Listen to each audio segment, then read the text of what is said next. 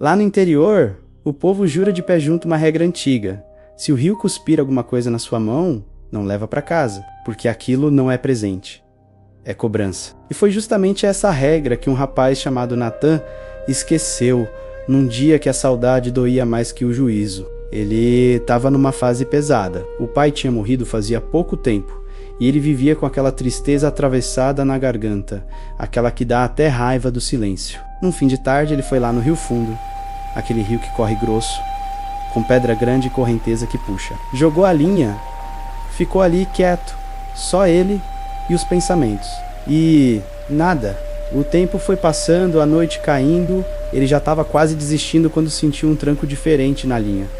Puxou, sem muita esperança, mas não era peixe. Era uma moeda antiga, pesada, gelada. Dava para ver um desenho nela, meio comido pelo tempo, mas tinha uma coisa estranha. Parecia quente por dentro, como se tivesse vida. Ele olhou para os lados, o mato estava parado, quieto até demais, mas o rio fazia barulho como se estivesse respirando.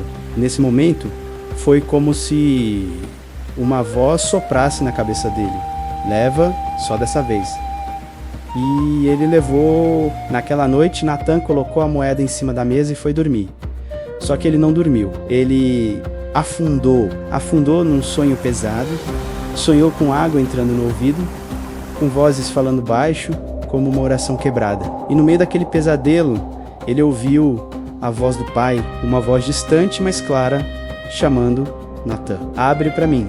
Só que a voz não vinha da porta da frente, vinha do quintal. Ele acordou num pulo, o coração parecendo um tambor. No outro dia, pálido, tremendo, ele foi na benzedeira mais antiga da região. Assim que ela viu a moeda, sem nem encostar, fez o sinal da cruz bem devagar e disse: "Isso aí é do rio. E o rio não dá nada, meu filho. O rio pega de volta. E se você não devolve o que ele te deu, ele escolhe outro jeito de cobrar."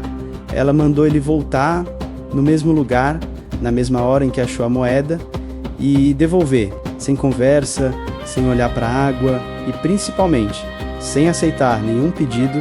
Natan obedeceu. Voltou para a beira do rio, a mão tremendo, com a moeda na palma.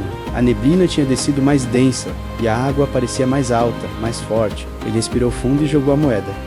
Só que a moeda não afundou. Ela bateu na água e voltou, deslizando sozinha até encostar no pé dele. E aí, o rio fez silêncio, um silêncio tão pesado que dava para escutar a própria alma. E a mesma voz de antes, só que agora vinda do rio, falou baixo: "Não é a moeda, é a promessa." Ele entendeu na hora. O rio queria uma troca, queria algo querido. Com o olho cheio d'água, ele tirou a própria aliança do dedo e jogou. A correnteza puxou na hora, e no mesmo instante o vento voltou a soprar, como se o mundo tivesse soltado o ar. Ele chegou em casa acabado, sentou na cama, cabeça baixa, tentando entender o que tinha acontecido.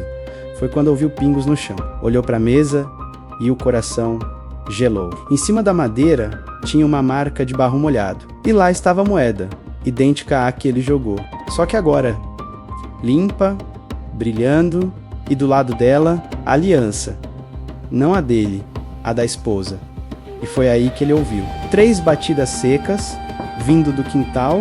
Agora eu te pergunto, se o rio devolveu, é porque ele já tinha pegado, né? Se esse caos te deu aquele arrepio ruim, deixa seu like, compartilha e segue a gente aqui. Agora me conta nos comentários.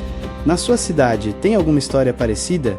De rio, ponte ou alguma coisa que cobra promessa? E o que você achou dessa história? Foi só uma coincidência ou foi um aviso? Obrigado por assistir e até a próxima.